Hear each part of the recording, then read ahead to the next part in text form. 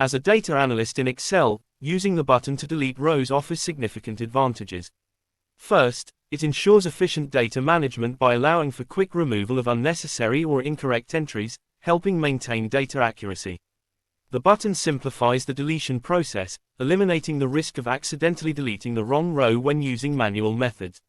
Additionally, it helps maintain the integrity of formulas and references within the table, as the button ensures that all related data updates automatically. This functionality also enhances collaboration, as team members can easily manage datasets without confusion. Overall, leveraging the delete button streamlines workflow, improves data quality, and allows analysts to focus on meaningful analysis rather than on data cleanup tasks. One significant advantage is that even with a large table, you can enter the item name you want to delete without manually scrolling through all the rows. This makes the deletion process much more efficient. Now, let's click the delete button.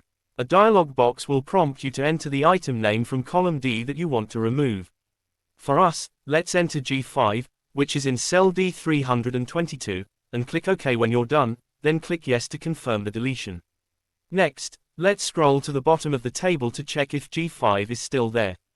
Refer to the previous video section where we entered G5.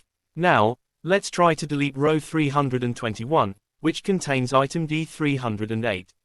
Click the delete button, enter D308, and then click OK and Yes to confirm.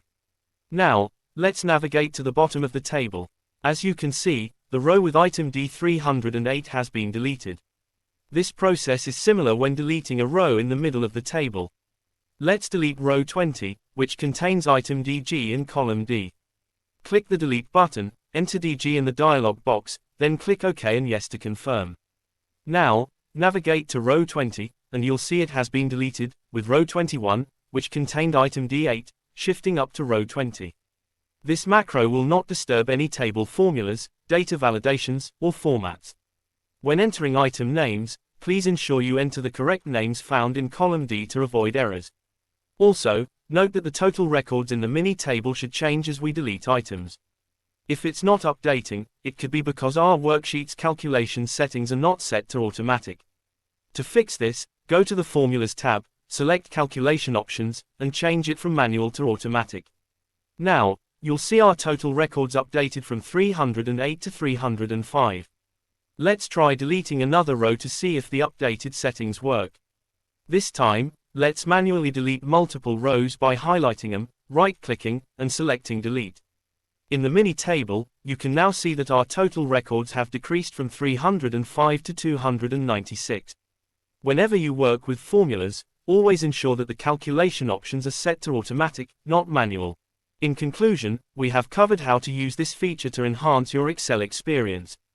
If you'd like to learn how other features work, please watch my full tutorial on automating tasks in Excel with macros and VBA. I've included the link in the video description below. Thank you for watching, and don't forget to like, share, and subscribe for more upcoming content.